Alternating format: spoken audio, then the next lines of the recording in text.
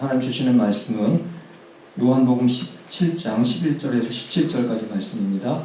우리 함께 일어나셔서 같이 봉독하도록 하겠습니다. 요한복음 17장 11절로 17절까지는 제가 먼저 읽겠습니다. 나는 세상에 더 있지 아니하오나 그들은 세상에 있사옵고 나는 아버지께로 가옵나니 거룩하신 아버지여 내게 주신 아버지의 이름으로 그들을 보존하사 우리와 같이 그들도 하나가 되게 하옵소서. 내가 그들과 함께 있을 때 내게 주신 아버지의 이름으로 그들을 보존하고 지켰나이다. 그 중에 하나도 멸망하지 않고 다만 멸망의 자식들이오니 이는 성령을 올라게 하리이다. 지금 내가 아버지께로 가오니 내가 세상에서 이 말을 하옵는 것은 그들로 내 기쁨을 그들 안에 충만히 가지게 하려 함이니이다. 내가 아버지의 말씀을 그들에게 주었사오니 세상이 그를 미워하였사오니 이는 내가 세상에 속하지 아니한 같이 저희도 세상에 속하지 아니하리이다. 내가 비옵는 것은 그들을 세상에서 데려가시기를 위함이 아니요 다만 악에 빠지지 않게 보존하시기를 위함이니이다. 내가 세상에 속하지 아니한 같이 저희도 세상에 속하지 아니하리이다. 다 함께 읽겠습니다. 그들을 진리로 거룩하게 하옵소서. 아버지의 말씀은 진리니이다. 아멘. 네, 앉아주시겠습니다. 네, 오늘은 2019년도 마지막 주일입니다. 제가 이제 켈러 한인 침례교회 담임 목사로서는 오늘 공식적인 마지막 설교를 하는 날이기도 합니다. 제가 2010년 7월 셋째 주일에 교회를 개척하고 창립 예배를 이제 드리고 나서 거의 한 이제 10년은 안 됐지만 10년 가까운 세월이 이제 흐른 것 같습니다. 그동안 제가 주일 설교와 또 수요일 날 설교를 포함해서 몇 번이나 설교를 했나 이렇게 찾아보았더니 500번이 넘는 설교를 했던 것 같습니다. 아마 10년 동안 저희 교회 계속 출석하신 우리 집사님들 중에서는 혹시 그 설교를 다 기억하실지 모르겠습니다만 저는 거의 기억을 잘 못하겠습니다. 가끔 제가 했던 설교를 원고를 가끔 읽어볼 때가 있는데 내가 그때 이런 설교를 했었나 이렇게 전혀 기억이 나지 않을 때도 있는 것 같습니다. 저는 오늘 이제 마지막 공식적인 설교를 이제 앞두고 과연 나는 어떤 말씀으로 마지막 성도님들께 말씀을 전해야 될지 그동안에 계속 고민하고 또 기도를 해왔습니다. 근데 저는 이제 예수님의 경우를 먼저 생각해 보았습니다. 예수님은 이 땅에 계실 때 많은 말씀을 남기셨습니다. 그런데 예수님은 과연 이 땅을 떠나실 때는 어떤 말씀을 남기셨는가 그 말씀을 한번 곰곰이 생각하고 묵상하는 게 더 좋겠다 이런 생각을 하게 되었습니다. 보통 사람들은 이 땅에 살다가 이제 세상을 떠나기 전에 마지막 유언을 남길 때가 있습니다. 근데 예수님의 경우에는 이 유언적인 말씀을 한 번 남기신 게 아니라 몇 번 남기셨습니까? 네, 2번을 남기시게 됩니다. 첫 번째는 예수님께서 십자가에 못 박혀 죽으시기 바로 직전에 제자들을 모아놓고 마지막 설교 또는 마지막 유언적인 말씀을 남기셨습니다. 두 번째 예수님은 3일 만에 부활하신 후에 승천하시기 전 하늘에 직접 이제 승천하시기 전에 바로 마지막 두 번째 또 유언적인 말씀을 남기셨습니다. 그래서 우리는 우리가 그리스도인으로서 예수님의 수많은 설교, 또 많은 비유, 여러 가지 가르침을 우리가 열심히 배우고 또 그 말씀대로 순종을 해야 되겠지만 저는 더더욱더 예수님이 마지막에 남기신 말씀, 두 번의 말씀을 우리가 좀 더 깊이 살펴보고 그 말씀을 늘 평생 기억하고 그 말씀대로 순종하도록 우리가 결단해야 되지 않을까 이런 생각을 하면서 예수님이 남기신 마지막 말씀을 가지고 마지막 은혜를 나누기를 원합니다. 예수님께서 십자가에 달리시기 전에 마지막 그 고별 설교는 요한복음 13장서부터 17장까지 5장에 걸쳐서 기록이 되어 있습니다. 그 마지막 내용을 보시면 십자가에 돌아가시기 전에 하셨던 그 여러 가지 그 이벤트도 있었습니다. 세족식도 하셨고 성만찬도 하셨고 또 여러 가지 비유의 말씀도 하셨고 또 계명도 주셨고 또 마지막에는 기도로 그 모든 마지막 말씀을 맺으셨습니다. 예수님께서 이제 그 마지막 설교를 하시면서 마지막을 마무리를 기도로 마무리하셨는데 그 기도의 내용이 바로 요한복음 17장에 기록이 되어 있습니다. 근데 17장의 내용 중에서도 보시면 실질적으로 제자들을 위해서 남기신 마지막 기도의 내용은 요한복음 17장 11절부터 시작이 됩니다. 17장 11절 전반 부분을 한번 앞에 보시겠습니다. 제가 한번 읽어드리겠습니다. 나는 세상에 더 있지 아니하오나 그들은 세상에 있사옵고 나는 아버지께로 가옵나니.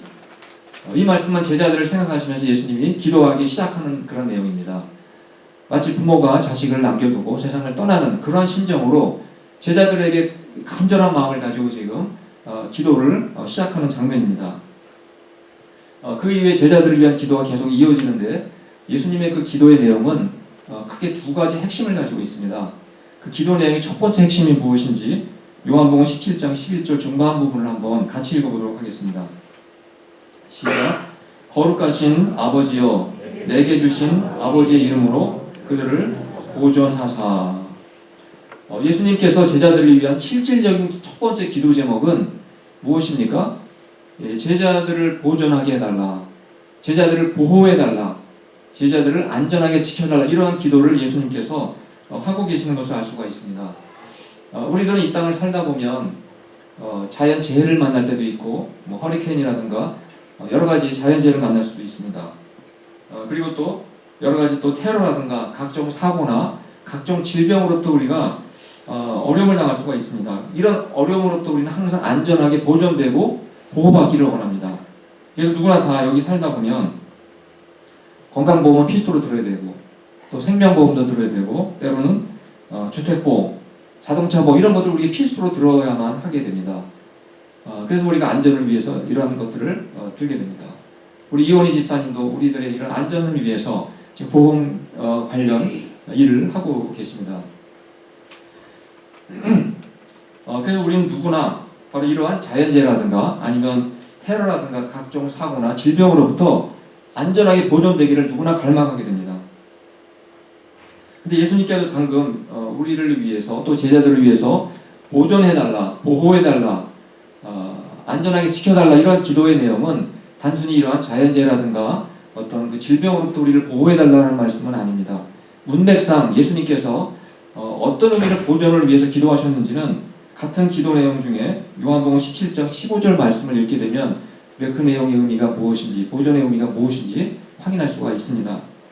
바로 요한복음 17장 15절 말씀을 제가 한번 읽어드리도록 하겠습니다.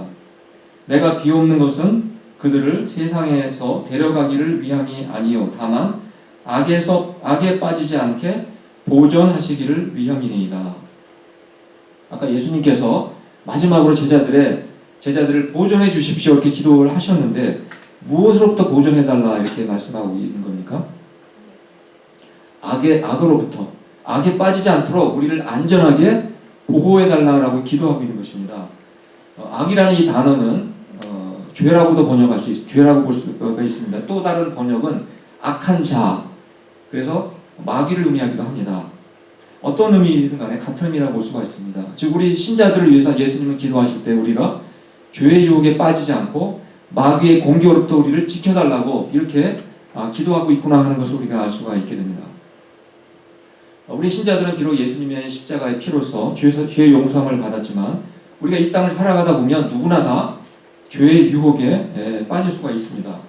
그래서 예수님께서 우리로 하여금 가장 먼저 가장 걱정하신 것은 우리가 죄에 빠지지 않을까, 이것을 예수님은 염려하시고 제일 먼저 기도하신 것입니다. 그럼 여러분들은 우리 신자들이 가장 피해야 되는 죄가 있다면 무엇이라고 생각하십니까? 살인죄입니까? 아니면 도둑질하는 죄입니까? 아니면 우리가 주의를 지키지 못하는 죄라고 생각하십니까? 사실 우리 신자들은 살인을 하라고 누가 시켜도 살인을 하지 못하게 되어 있습니다. 어떻게 우리가 그러한 죄를 범할 수가 있겠습니까? 또 도둑질을 하라고 해도 그런 죄를 함부로 짓지 못합니다. 교회 나오지 말라고 해도 열심히 교회를 나올 수밖에 없는 것이 바로 저희 신자들입니다. 우리 신자들은 그런 죄를 쉽게 짓지 않습니다. 그렇다면 예수님이 걱정하셨던 죄에 빠지지 않게 해달라고 어떤 죄를 우리는 피해야 된다고 생각하십니까? 예수님께서는 아까 요한복음 13장에서 17장까지 마지막 고별 설교를 말씀하셨다고 했는데 그 고별 설교 내용 중에 우리 신자들이 반드시 지켜야 되는 마지막 계명을 우리에게 말씀하셨습니다. 그 계명의 내용이 무엇인지 기억하십니까? 내가 너희를 사랑한 것 같이 너희도 서로 사랑하라. 이러한 계명을 마지막 고별 설교 내용 중에 예수님께서 말씀을 하셨습니다. 따라서 우리 신자들이 정말 예수님께서 우리 신자들이 피하기를 원했던 죄라는 것은 바로 예수님의 계명을 어기는 것이었습니다. 신자들이 짓는 가장 큰 죄는 살인죄도 아니고 도둑질도 아니고 주의를 범하는 죄도 아니고 무엇이겠습니까? 형제를 미워하는 죄라는 것입니다. 형제를 사랑하지 않는 죄를 예수님은 우리 신자들이 그러한 죄에 빠지지 않기를 너무나 간절히 원하셨다는 것을 우리가 알 수가 있게 됩니다. 그럼 여러분들은 내가 형제를 과연 사랑하며 살고 있는지, 아니면 나는 형제를 미워하며 살고 있는지, 여러분 어떻게 자신에 대해서 평가를 내릴 수가 있겠습니까? 그래서 우리가 평소에 내가 주로 어떠한 말을 많이 하고 어떠한 행동을 많이 하는지 나 자신을 우리가 유심히 관찰해 보면 충분히 알 수가 있다고 생각합니다. 내가 평소에 형제를 위로하는 말을 많이 하거나 격려하고 또 칭찬을 많이 하고 배려하고 존중하는 말을 많이 하고 있다면 나는 그래도 예수님의 계명을 힘써 지키려고 노력하고 있구나, 이렇게 우리는 판단할 수 있다고 생각합니다. 반면에 내가 평소에 형제를 비난하는 말을 더 많이 하고 또 상처 주는 말을 더 많이 한다든가 또 상대방을 배려하고 존중하는 말보다는 무시하는 말을 더 쉽게 한다든가 칭찬하기보다는 모욕하는 말을 더 쉽게 하고 있다면 나는 예수님의 그 사랑의 계명을 잘 지키지 못하고 있다라고 볼 수밖에 없는 것입니다. 우리는 예수님께서 우리를 위해서 십자가에 죽으시면서 우리에게 사랑 베풀어 주신 것을 정말로 깨닫는다면 우리는 형제를 사랑하는 마음을 가질 수밖에 없다는 것입니다. 그래서 우리의 말과 우리 언어 습관이 주님의 사랑을 깨닫게 되면 변하지 않을 수가 없게 됩니다. 또 우리의 행동도 점점 변하게 되어 있습니다. 우리도 사랑을 받았기 때문에 우리 역시 형제에게 사랑을 베풀면서 나눔과 섬김의 삶을 우리도 살아가게 되어 있다는 사실입니다. 그래서 우리 신자들은 예수님께서 마지막 기도하신 것처럼 우리 역시도 형제를 사랑하지 못하는 죄로부터 우리를 보존해달라고 하나님께 간절히 기도해야 되는 것입니다. 그리고 형제를 사랑하기 위해서 힘써야 한다는 것입니다. 바로 이러한 말씀이 예수님께서 마지막 제자들을 앞에 두고 고별 설교 속에 고별 기도문에 포함되어 있는 첫 번째 핵심 내용인 것입니다. 두 번째, 예수님께서 마지막으로 제자들을 위해서 기도하신 두 번째 기도 제목이 있습니다. 바로 그 기도 제목이 요한복음 17장 11절 하반 부분에 있습니다. 두 번째 예수님의 그 핵심 기도 내용이 무엇인지 같이 한번 읽어보도록 하겠습니다. 시작. 거룩하신 아버지여, 내게 주신 아버지의 이름으로 그들을 보존하사 우리와 같이 그들도 하나가 되게 하옵소서. 예수님이 세상을 떠나시면서 신자들에게 정말 간절히 부탁한 내용이 무엇입니까? 하나가 되게 해달라는 것이었습니다. 예수님은 이 땅에서 떠나시면서 제자들이 또다시 분열을 일으킬까봐 서로 염려하고 그들이 다투고 싸울까봐 가장 염려를 많이 하셨다는 것을 우리가 알 수가 있게 됩니다. 예수님께서 기도하실 내용이 어떻게 하나뿐이었겠습니까? 근데 예수님의 기도문을 잘 보시면 거의 다 이 내용으로 이루어져 있습니다. 하나가 되게 해달라. 이 기도문이 예수님의 모든 기도 제목의 가장 큰 핵심으로 되어 있습니다. 우리가 한번 예를 들어 보겠습니다. 예수님의 기도문 속에 하나가 되게 해달라는 이 기도가 얼마나 많이 포함되어 있는지 두 번째 말씀이 요한복음 17장 21절에 기록이 되어 있습니다. 제가 한번 읽어드리겠습니다. 아버지여, 아버지께서 내 안에 내가 아버지 안에 있는 것 같이 그들도 다 하나가 되어 우리 안에 있게 하사 세상으로 아버지께서 나를 보내신 것을 믿게 하옵소서. 예수님이 기도하시면서 지금 또다시 두 번째 하나가 되게 해달라는 기도를 하고 계십니다. 또 세 번째 요한복음 17장 22절 그 다음의 기도문에 또 한번 제가 읽어보겠습니다. 내게 주신 영광을 내가 그들에게 주었사오니 이는 우리가 하나가 된 것 같이 그들도 하나가 되게 하려 함이니이다. 세 번째 또다시 예수님은 하나가 되게 해달라는 기도를 하고 계십니다. 또 네 번째 요한복음 17장 23절 말씀을 보시겠습니다. 곧 내가 그들 안에 있고 아버지께서 내 안에 계시어 그들로 온전함을 이루어 하나가 되게 하려 함은 아버지께서 나를 보내신 것과 또 나를 사랑하신 같이 그들도 사랑하신 것을 세상으로 알게 하려 함이로소이다. 지금 예수님은 제자들을 위한 마지막 설교, 그 중에 마지막 기도, 또 마지막 기도의 내용 중에서도 가장 핵심적으로 바로 제자들이 하나가 되게 해달라는 기도를 한 번, 두 번도 아니고 네 번에 걸쳐서 계속해서 강조하고 있는 것을 우리가 알 수가 있게 됩니다. 왜 예수님은 이렇게 제자들이 또 교회가 하나가 되기를 간절히 원하셨던 것 같습니까? 교회가 분열이 되고 교회 안에 싸움이 생기고 다툼이 생기면 어떤 일이 벌어지게 됩니까? 하나님의 양떼들이 흩어지게 됩니다. 많은 교회들이 분열을 일으키면서 그 교회에 있던 하나님의 양떼들이 흩어져서 이리저리 방황하는 모습을 우리가 얼마나 많이 목격하게 됩니까? 또 교회 안에 다툼이 생기고 분열이 일어나게 되면 전도의 문이 막히게 됩니다. 누가 분열하는 교회에 와서 주님께 예배를 드릴 수가 있겠습니까? 마지막으로 교회 안에 분열이 생기고 다툼이 생기게 되면 궁극적으로는 결국 누가 욕을 먹게 됩니까? 목사가 욕을 먹는 것이 아니라 결국은 하나님의 이름이 욕되게 된다는 사실을 우리가 깨닫게 됩니다. 그래서 예수님은 마지막 기도, 마지막 부분에서 제자들이 하나가 되게 해달라는 기도를 네 번에 걸쳐서 간절하게 기도하고 있다는 것을 우리가 발견할 수가 있게 됩니다. 바울이 개척한 교회 중에 고린도 교회가 있습니다. 다 아시겠지만 고린도 교회는 정말 문제가 가장 많았던 교회 중에 하나였습니다. 물론 이 세상에 존재하는 교회 중에서 문제가 없는 교회는 하나도 없습니다. 그러나 고린도 교회는 특별히 아주 문제가 많았던 교회였습니다. 예를 들어서 여러 가지 문제가 있었는데 그 중에 몇 가지 말씀드리면 교회 안에 아주 도덕적인 문제가 심각했던 교회였습니다. 그리고 또 이 고린도 교회 안에는 이방인에게 드린 고기를 먹어야 되느냐 말아야 되느냐 때문에 갈등이 많았습니다. 또 교인들끼리 문제가 생겼으면 교회 안에서 해결했으면 좋았을 텐데 세상 법정에 재판을 걸고 교인들끼리 법정 다툼을 하는 일까지도 벌어졌습니다. 또 결혼 문제, 결혼을 해야 되는지 말아야 되는지 이런 여러 가지 또 문제 때문에 교회가 어려웠습니다. 또 성만찬 때 이 많은 교인들이 어떤 사람은 배불리 먹고 술에 취한 사람도 있었고 어떤 사람은 배고파하는 사람도 있었고 이러한 성만찬과 관련된 문제들도 굉장히 많이 있었습니다.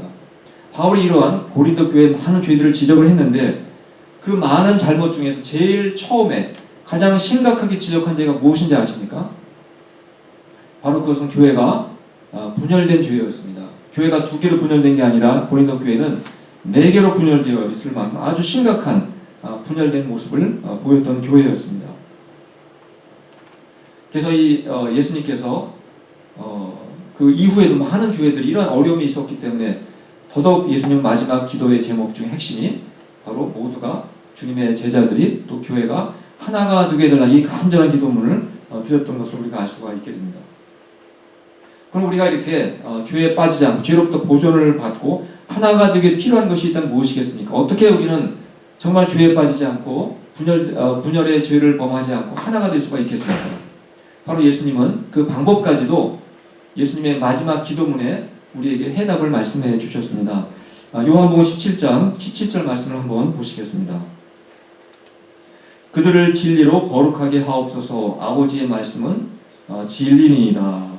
우리가 죄에서 보존을 받고 거룩하게 되고 정말 하나가 되기 위해서 가장 필요한 것은 우선적으로 무엇이라고 되어 있습니까? 바로 진리인 하나님의 말씀을 우리가 붙들고 살아야 한다는 것입니다.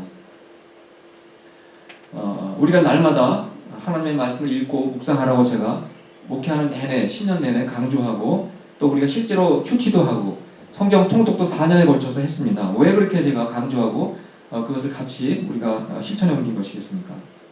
우리가 날마다 밥을 먹지 않으면 우리가 육체의 건강을 지킬 수 없는 것처럼 우리의 영혼 역시도 하나님의 말씀을 먹지 않고 하나님 말씀을 읽고 묵상하지 않게 되면 우리의 영혼의 건강을 절대로 지킬 수가 없기 때문이었습니다. 약한 육체는 반드시 병이 찾아오게 되어 있습니다. 마찬가지로 건강하지 못한 영혼은 반드시 죄라는 병에 걸릴 수밖에 없는 것입니다. 그리고 죄에 빠지게 되면 교회뿐만 아니라 우리의 가정도 우리의 직장도 하나됨이 파괴되고 무너질 수가 있다는 사실을 우리가 늘 기억을 해야 됩니다. 지금까지 살펴보신 것처럼 예수님이 십자가에 못 박혀 죽으시기 직전에 남기신 마지막 말씀의 핵심은 무엇이었습니까? 한마디로 요약하면 너희가 서로 사랑하면서 하나가 되라는 말씀이었습니다. 그것이 예수님이 십자가에 죽으시기 전에 남기신 유언적인 마지막 말씀이라는 사실을 우리가 다시 한번 기억해야 될 것 같습니다. 그럼 두 번째로 예수님께서 이제 십자가에 죽으시고 부활하신 후 승천하시기 직전에 마지막으로 제자들에게 남기신 마지막 유언적인 말씀은 무엇이겠습니까? 예수님께서는 마지막 그 부활하시고 승천하시기 전에 말씀을 남기셨는데 그 말씀의 내용은 똑같지만 그 버전은 네 가지 이상의 버전이 있습니다. 네 가지 표현은 다르게 표현하셨습니다. 그러나 핵심은 똑같습니다. 먼저 첫 번째 그 버전인 마태복음 28장 18절로 20절 말씀을 제가 읽어드리겠습니다.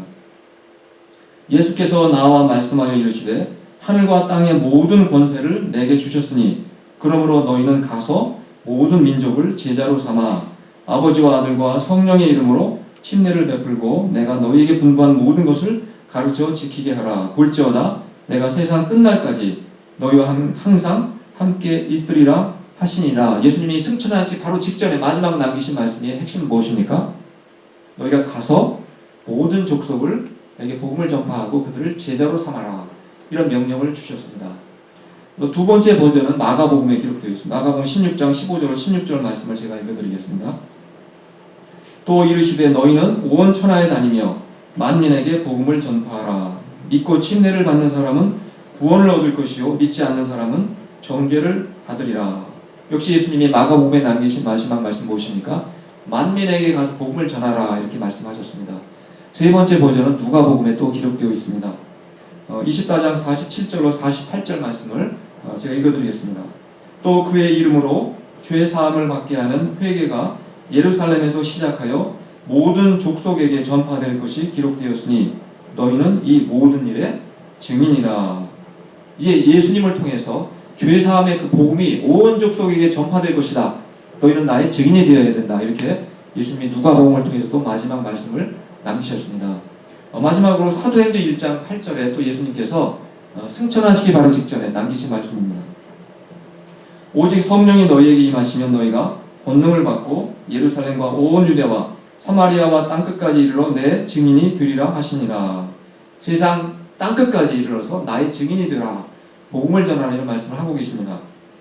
예수님이 승천하시기 바로 전에 이렇게 유언적인 말씀을 남기셨는데 여러 가지 버전이 이렇게 남겨져 있지만 내용은 다 한 가지 내용인 것입니다. 어떤 내용인 겁니까? 공통점은 너희가 우리들이 평생 세상을 살아가면서 우리의 최고의 관심은 돈과 명예와 권력이 아니라 사람들의 영혼을 구원하는 것이 되어야 한다는 말씀을 우리에게 강조하고 있는 것입니다.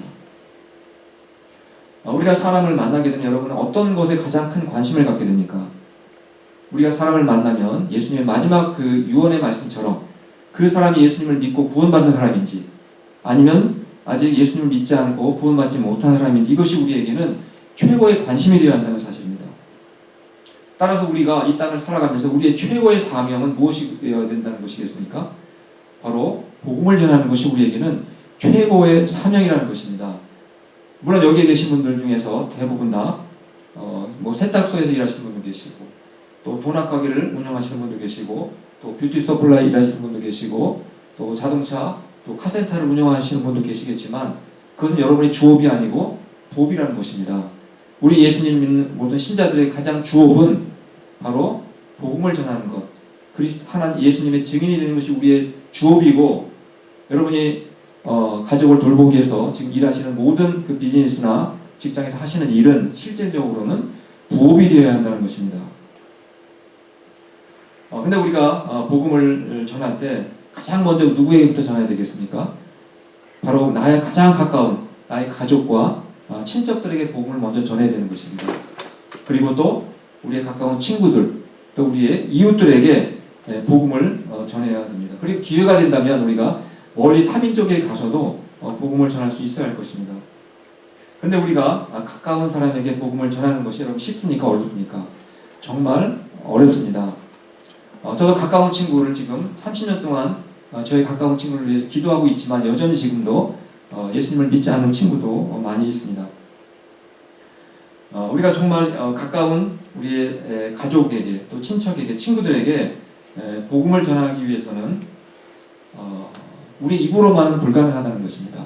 왜냐하면 그들은 우리가 말하는 입술의 말만 듣는 것이 아니라 우리가 어떻게 행동하는지 우리의 삶을 지켜보고 있기 때문에 말로만 전도가 되지 않는다는 사실입니다. 그들은 우리가 살아가는 모습을 유심히 관찰하고 있다는 사실입니다.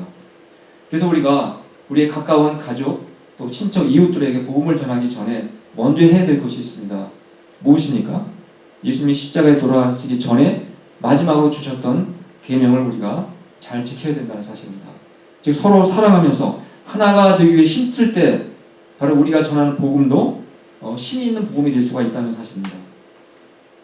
그래서 우리는 복음을 전하기 전에 항상 먼저 서로 위로하고 또 격려하고 또 배려하고 칭찬하고 존중하는 이러한 삶을 먼저 살아갈 수가 있어야 한다는 사실입니다.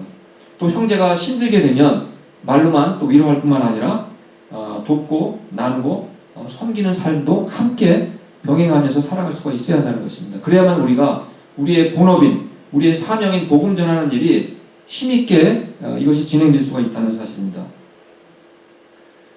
제가 아까 설교 시작할 때 10년 동안 거의 10년 동안 500번이 넘는 설교를 했다고 말씀을 드렸습니다. 500번의 그 모든 설교를 하나도 기억할 필요가 없습니다. 그 모든 설교 500번이 넘는 그 설교의 밑바탕에는 사실은 오늘 제가 전한 두 가지 예수님의 바로 유언적인 말씀이 그 밑바탕에 깔려있기 때문에 그렇습니다. 그 밑바탕에 깔려있는 두 가지 핵심적인 예수님의 유언적 말씀이 무엇이었습니까?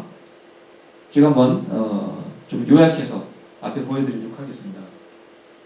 바로 이 말씀이 예수님이 십자가에서 죽으시기 전에 또 하늘에 승천하시기 직전에 우리에게 남기신 마지막 말씀이라는 것입니다. 첫 번째는 서로 사랑하면서 너희가 하나가 되라. 이것이 예수님이 우리에게 남기신 유언적인 말씀입니다. 두 번째 말씀은 너의 가까운 가족, 친척, 친구, 이웃들에게 복음을 전하라. 이것이 예수님이 우리에게 주신 두 번째 유언적인 말씀이셨습니다.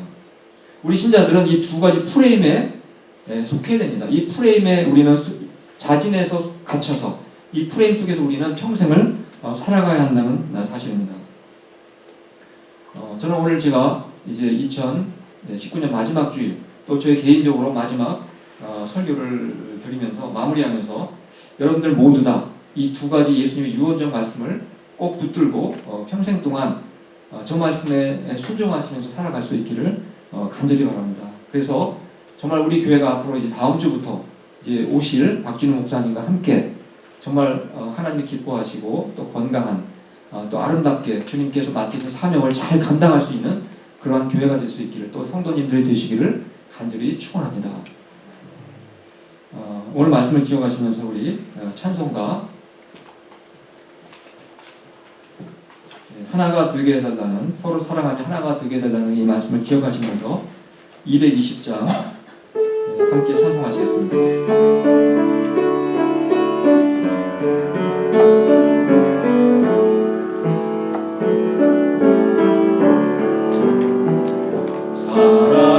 사랑하는 주님 앞에 경계함에 한자리에 주신 은혜 생각하며 즐거운 찬송 부르네. 내 주 예수 오늘 받아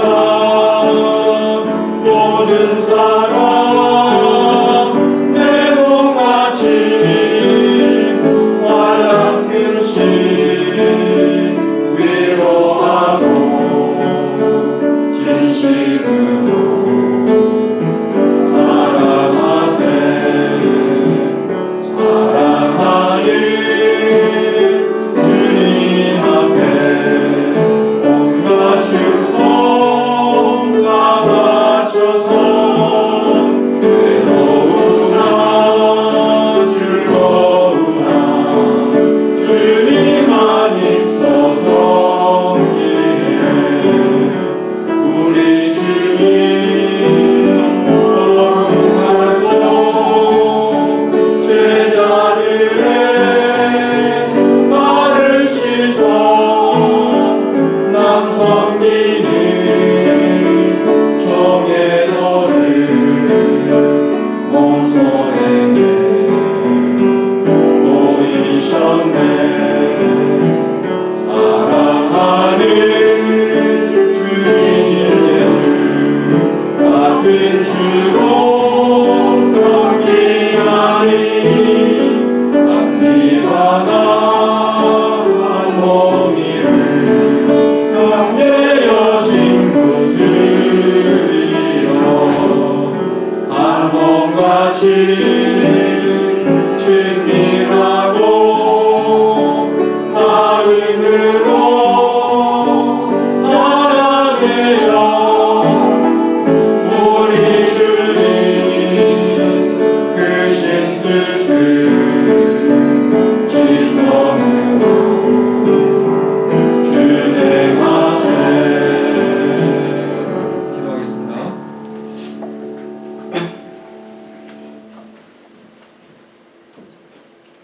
하나님 아버지 주님은 이 세상을 마지막으로 떠나시면서 제일 먼저 저희들이 죄로부터 안전하게 보존되기를 기도하셨습니다.